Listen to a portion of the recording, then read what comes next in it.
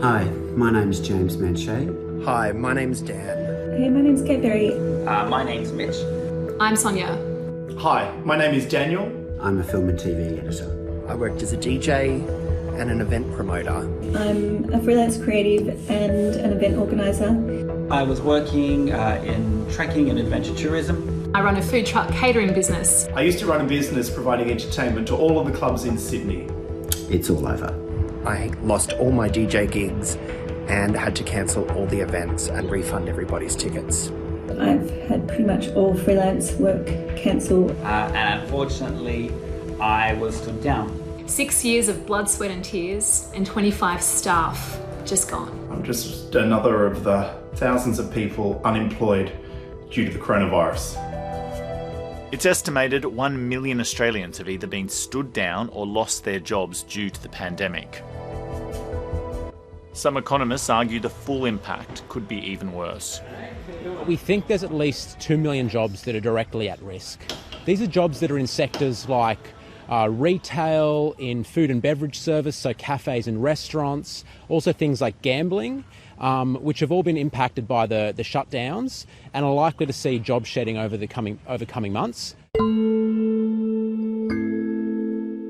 It took Caroline Disney 20 years to achieve her goal to be a commercial pilot with Tiger Airlines. Where was the dinosaur when you found him? Since she and more than 200 other Tiger pilots were made redundant last week, there's more time to hunt for dinosaurs in the backyard with 3-year-old son William. It was absolutely gutting. It was literally like having a kick in the guts. It really was. Felt quite sick. The timing of it was quite stressful, but also just the devastating loss because I truly love that job. It's the best job I've ever had. She's not feeling positive about her future prospects. Now I just don't know what's going to happen. I'll count myself very fortunate to get any job at all at the end of this because there will be so many of us looking.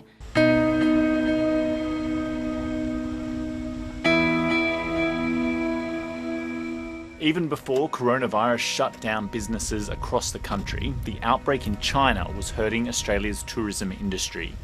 We had quite a big booking booked through January that all of a sudden overnight that just stopped. So on the 26th of January they cancelled and we lost probably $200,000 worth of business.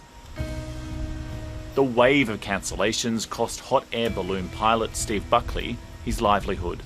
It's not just me, it's my family, it's not just them, it's my neighbours, it's not just them, it's all my work colleagues. Knowing all the people that I love working with are now out of work is a struggle. And the thing about tourism people is that they are generally extroverted people, they like getting out there. Now we're all at home. With so many industries forced to shut, Australia is set to enter its first recession in nearly 3 decades. It's certainly a lot worse than the GFC. The GFC only saw unemployment rise 2% from about 4% to 6%, so it was very minor compared to what we're expecting now. We're expecting unemployment to rise from around 5 to around 10 or so in the next couple of months. And the weakness in growth we're expecting is really unprecedented in modern times. You'd have to go back to around the Great Depression to see a similar fall in overall economic activity to the one that we're expecting to see in the coming 3 to 4 months. There is nobody there. Let me just show you around the store. I closed the shop 2 weeks ago, but I knew for probably 2 weeks or 4 weeks before that it was inevitable, that was going to happen.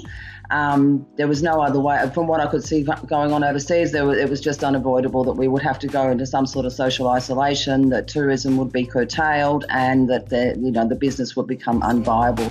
After 21 years in business, Tracy Flanagan has been forced to shut her jewellery shop and stand down her 2 staff. The stress that we're having to live with, the anxiety, it makes it hard to think straight. You can't concentrate on things and at the same time you're having to go through this biggest business change that you've ever been confronted with. One of those staff is Malia Turnbull, who has worked there almost since it opened. When I found out this was all happening, pretty much happened overnight. Everyone lost their jobs. It was just crazy.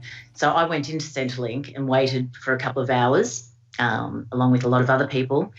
But I finally got inside and they just couldn't tell me anything really. So they just sent me away with everyone else and said that it has to be done online. Still can't get through. Malia should be eligible for the $1,500 a fortnight JobKeeper wage subsidy, but after tax, she still faces a struggle. So I'm renting, which, full rent is about $330 a week at the moment, which is a pretty big chunk out of the $650 that we'll be bringing home. So yeah, so it will be pretty tight this end.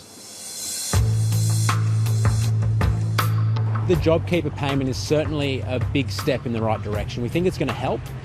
We don't think it's going to stop the rise in unemployment completely, but it's going to play a key role in ensuring that not too many people end up unemployed, and that it's supporting businesses keep afloat during this challenging time. I think it's important to realise that even if Australia does a good job of controlling this, it's probably going to be a while before global conditions return to normal. And so globally, we're probably still going to have restrictions in place for some time, and that could weigh on growth even if we are returning to normal behaviour here. Balloon pilot Steve Buckley may be grounded, but remains optimistic that he and the industry will survive, but he's not sure how long it will take. You will see the balloons back over Melbourne. They'll be back, and when you see the balloons back over Melbourne, just know that, we're coming out of this little fog, and the world has kept turning.